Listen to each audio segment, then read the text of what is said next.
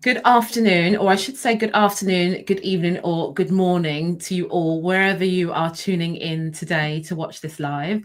I am so excited. It's been such a while since I have gone live for a supervisor showcase. So Sarah went live yesterday with the lovely Runa, who has recently joined our team, and I will be going live with another special guest today. And I will hold on to the introductions just while I introduce myself. So my name is Rebecca Daniel. For those who have not come across me before, I'm in business with the lovely Sarah Bramall, who you can see on the icon picture. We're both ICF PCC and EMCC senior practitioner coaches. We're EMCC accredited coach supervisors. We're mentor coaches, coach trainers, and we're really, really proud to support coaches, professional coaches in their ongoing coach development, whether that is through coaching supervision, which is via our core offering, which is the Coaching Catalysts Supervision Collective, whether that's via learning and development, coaching community, all things coach development, looking after your well-being as a coach, your professional effectiveness, your ethical practice. And we're really, really privileged and honored to do this work. But we don't do it alone. And one of the things that we love the most is showcasing some of the incredible people, some of the incredible practitioners that support us in supporting our coaching community. And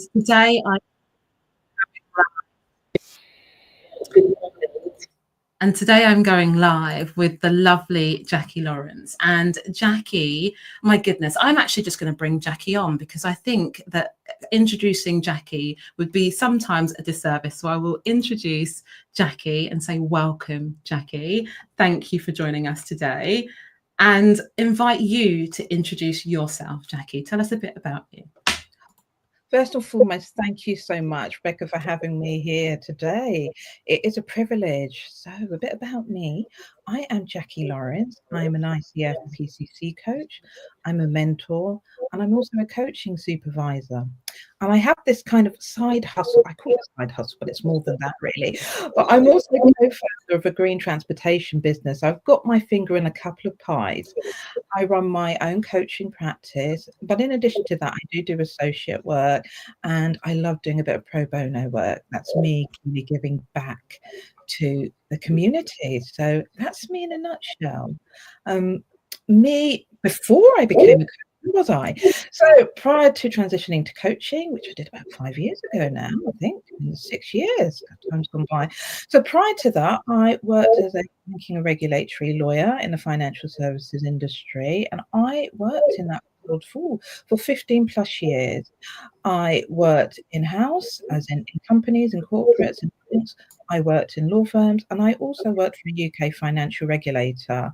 And in that role, it really gave me the opportunity to work with lots of different personalities. I think there's nothing like in a pressurized environment to really start to see who people are. And, was part of working in that, I found that a lot of me was drawn to doing a lot of some of the corporate responsibility initiatives. So that's all about using a portion of your performance obligation time to do some volunteering work in some form or another. And for me, that took the form of mentoring others internally, but also it took the form of coaching young children in schools. So this was about coaching young children in schools from disadvantaged areas, helping them gain their confidence, build their resilience. And for me, those were the days that really motivated me to get into the office because I had this additional thing to do.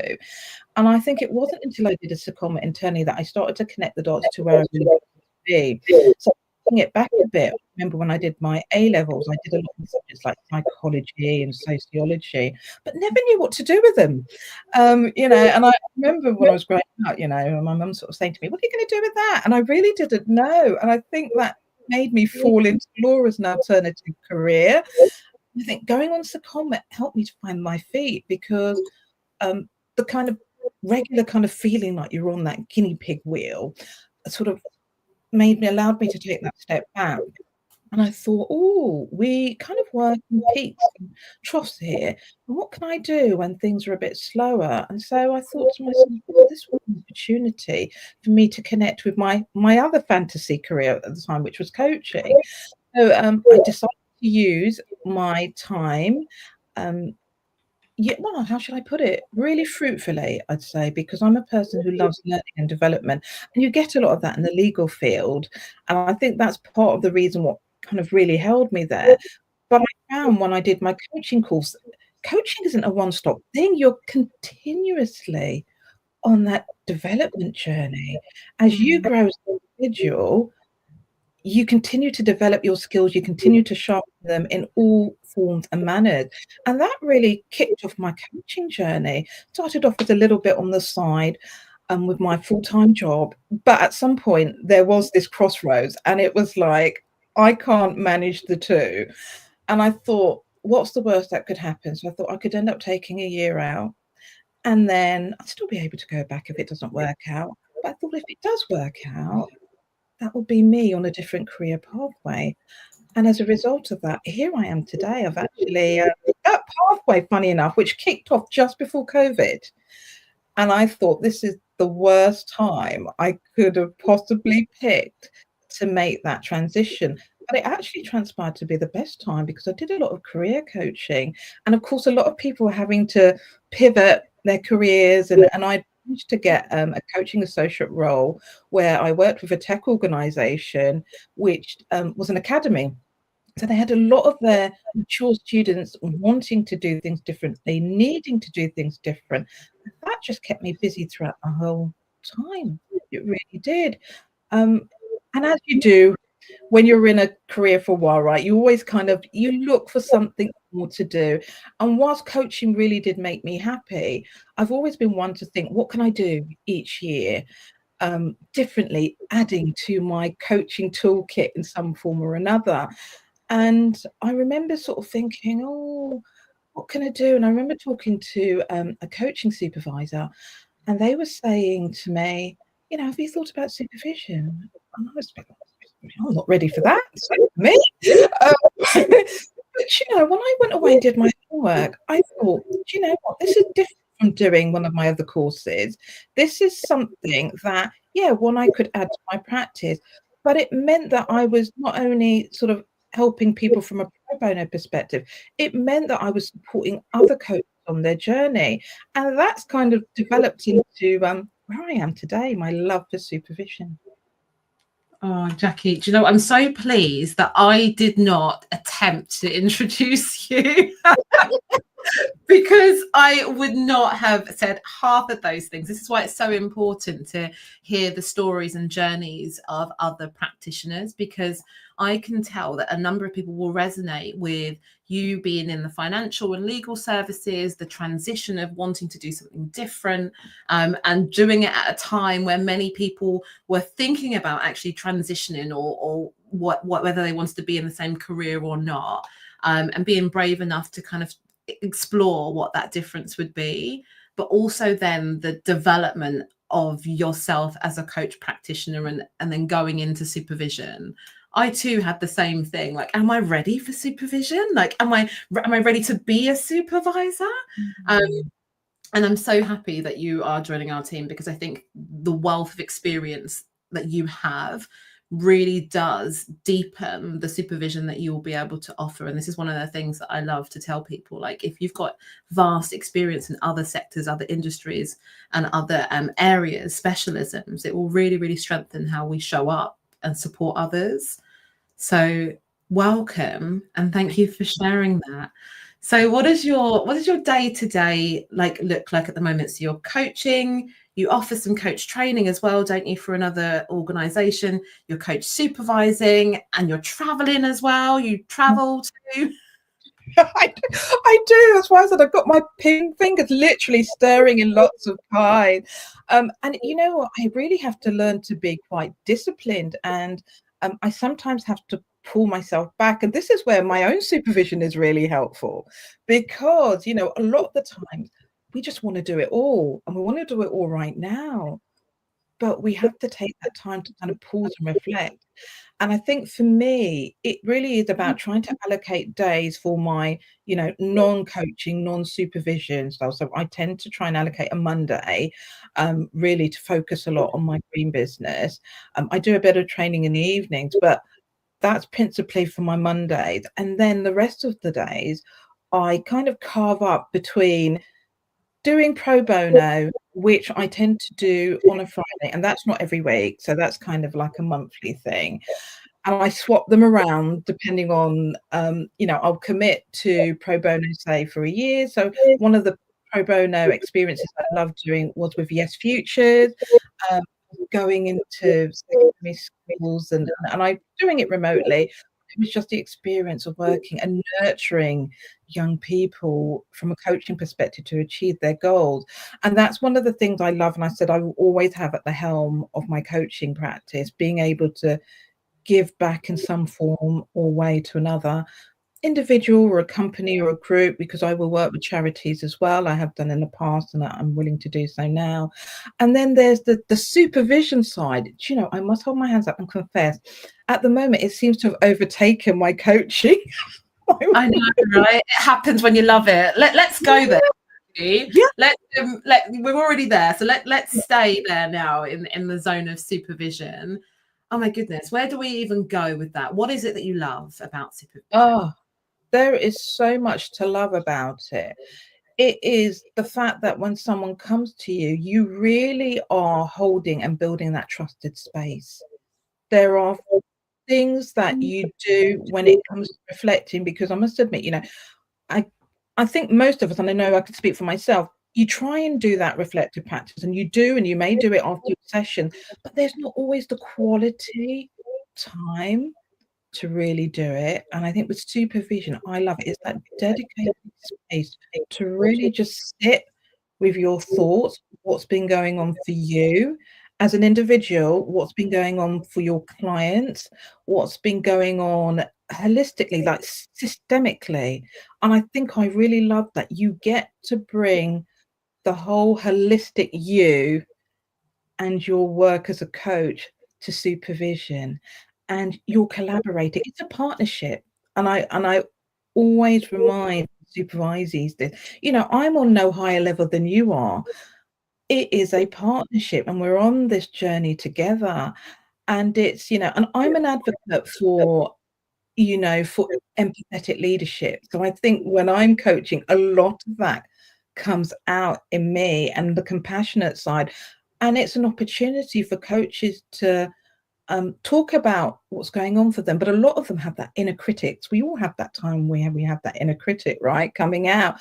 And it's providing that compassionate space and learning how we can be compassionate for ourselves, so that we can then take the depths of that learning that we get from supervision and employ it in our own practices when we're out with our clients. So it is really like, I look at it like a camera. Do you know, when you've got the camera and zooming in? So when the zoom is out, you've got that holistic landscape view, and that includes systemically what's going on for you in your system when you come into supervision itself, when you're going into sessions with your client. And then what you're doing is you're letting the coach choose where to zoom in on, and they zoom that lens in, and they focus, and that focus might lead to them shifting their perspective on something. It might lead them to looking at a particular client case. It might lead them to looking at themselves and how they show up. So it's not just about you bringing your client case, or you bringing, your form of coaching. There is so much that comes out of the whole supervision process. There really is. Yeah, and when you talk, you can hear the passion in your voice, and when we talk to all of the supervisors, even Sarah and I combined, you feel that energy for the love of what we do. And there's a few things that you've said there around whole person, about zooming in, around the systems as well. Because I was going to ask you about your style and your approach, and already I've got a taste of the approach that you take. What else would you add to that, in terms of if someone was to come into your supervision, what would they? So very much also touch on that positive psychology perspective, as you've probably gathered, really reminding people of their strengths. And often values comes up, right? When something's really conflicting you, or you can't quite put your finger on it as a coach as to what it is about a particular client, that may make you feel a certain way. And so often you end up zoning in on those values. And it really sometimes involves reconnecting with those values, or maybe you're holding those values really rigidly. We need to think about how we can make those values more fluid if you're going to continue working with that individual. And then I look at things from a transactional analysis perspective as well, because that often comes up. You know, what's going on if somebody's in a session and they feel like suddenly the other person is taking control? It really is me sort of looking at it with the individual from a perspective and a model that they're also familiar with. It is an area where I feel that people can learn something new, but it's going where they've already been and what they know, and aligning with that and what they bring into the session as well. But what I also love is we get to bring a bit of us into supervision. It's something that we don't do in coaching. We are part of it. We get to share some of those vulnerabilities. And I think that supports the connection that we often have and builds on the relationships. Supervision is so important, I think, to really spend time on building and nurturing that relationship, because it is where, it's that confidential space where we do hold a lot within us, and it's that opportunity to flow that and let it out. And I think in order for our clients to feel, or supervisees to feel, that it's a non-judgmental space, that trust really needs to be there and nurtured and built up to a stage where they can go that deep and feel that they can reveal those things without being judged, and know that they're going to be supported. Yeah, trust, and oh my goodness, yeah, the trust and the relationship. And also you mentioned there around the hierarchy or no hierarchy, like the collaboration, the partnership is really important. It's really lovely to hear that the space that you create will encompass all of those things plus more, because the relationship between a supervisee and a supervisor, I believe, is such a cherished one. And it becomes even more so when we as supervisors get to share our humanness too. Like, we experience self-doubt, like just like anyone else. We have developmental areas, like you mentioned about reflective practice, or definitely me with coaching presence in the morning for the school runs. Like, we're human. But it's about sharing that best practice and working on, like, how can we develop those particular areas. And for us, you've mentioned about the camera, right? Reflecting back the supervisee on what we notice and what we see. So I'm so excited. So what are you most looking forward to with your supervision groups, with your Catalyst supervision groups? Oh, isn't that an interesting question? Do you know, I'm really just looking forward to the different sort of personalities and experiences that are going to be coming into the group, that kind of building up that shared experiences. And I always see it, even though you're the supervisor, you're learning all the time. I feel like I'm learning all the time when I'm in supervision session, and I'm really looking forward to, as we say, holding it lightly and seeing what comes up for people. I work a lot with metaphors, and it's often amazing what comes up when you do metaphor visualizations with some people, and how much they will reveal. So I'm really looking forward to it being a collaborative, reflective space, but one where people feel it's open, it's warm, it's empathetic, it's one where they, really. I love doing the contracting in the sense where it's tight enough for people to feel confident and comfortable to be able to share. I feel like I need to be in your supervision group, Jackie. I don't think they'd want me in there. They'd be like, no, you can't. We want the space to ourselves, just with Jackie. I don't think I could answer that question myself. So you did a great job, because what you're most looking forward to, my goodness, I love all parts, like the formation of a group, the development of the relationship that we can see in front of us that builds over time. It's a tricky question I threw at you there. It is. Yeah, no, I'm looking forward to the supervisees meeting you and seeing where they are at in 4 months or 3 months or 6 months time. It's as I said, it's always an honor to watch that growth part of it. So we're wrapping up, and one of the questions that we get asked a lot is like, is it for me? Is supervision for me? And I'm going to ask you another tricky question, but probably not too tricky. But what would you say to someone who's considering supervision? And the reason why I say it's a tricky question is because you have coaches that are new to coaching, coaches that have been coaching for some time, and coaches that are extremely experienced coaches that might not be in supervision. So it might be different in terms of the response. But what would you say to someone who's considering coaching supervision? Yeah, I think one of the sort of resistances I hear sometimes is that, oh, well, I don't have that many clients. I've got one client. I need to wait until build my client base. And what I'd say is you really don't need to wait. If you've even got that one client, all kinds of things may be coming up. Ethical issues and situations can come up with that one client. It can come up when you're doing discovery calls.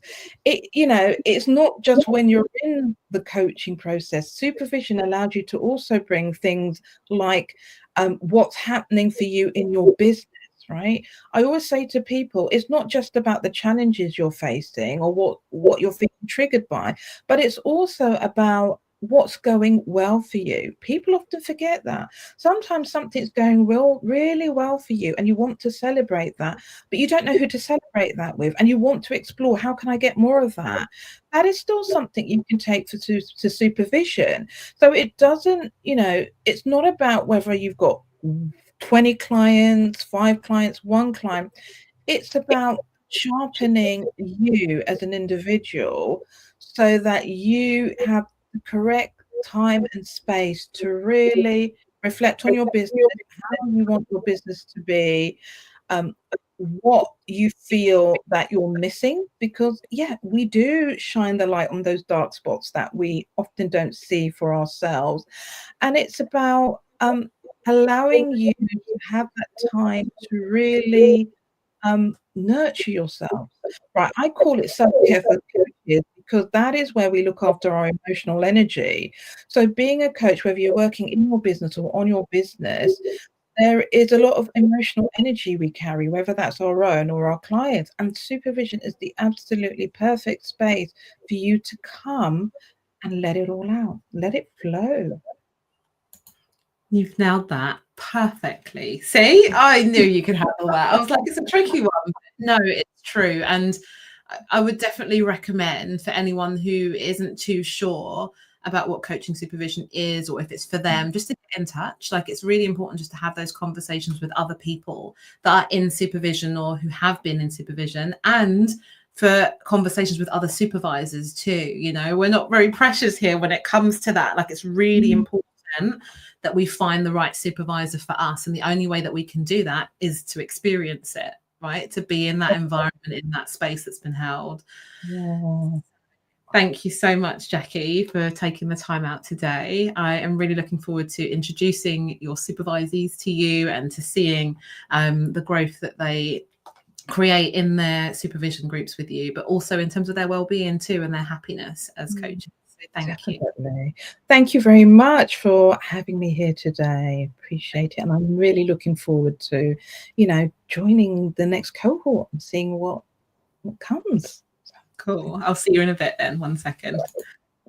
So I am really, really pleased that we got the chance to meet with Jackie today. And if you are getting to the end of this live, then please do click on the replay and go and watch it back. Not only will you learn about Jackie's previous experiences, but you'll also learn about her journey into coaching, into supervision, what she does in her practice, also her style, her approach, what she loves about supervision, and why you should be joining supervision and possibly joining Jackie's group too. In addition to everything that we've just shared, we are also really, really excited because next week, which is Monday the 12th, we are kicking off the International Coaching Week. It runs from the 12th to the 16th. We've got 3 fab workshops, Monday, Tuesday and Wednesday, got an epic masterclass on Thursday. We've got connection on Friday and a replay on Sunday if you missed the Thursday masterclass. It's going to be a busy week for us, I can tell you that. So if you haven't registered, all you need to do is go to bit.ly/supervision workshops. I've dropped the link in the comments, but I will also drop it again for you. And please do share this experience with your coaching colleagues, your coaching peers. Not only will you get to meet other coaches, other supervisees, and some of our supervisors, you'll also get the opportunity to develop your skills, your knowledge, your community as coaches. And that's really, really important. So we look forward to seeing you there. And I think that's it from me for now. So we will speak to you all very, very soon. And we are back with more showcases throughout the week, this week and next week. So you'll get to meet other supervisors of the Coaching Catalyst Supervision Collective. And if you have any questions for us, feel free to pop us a message, and we look forward to connecting with you soon. Take care.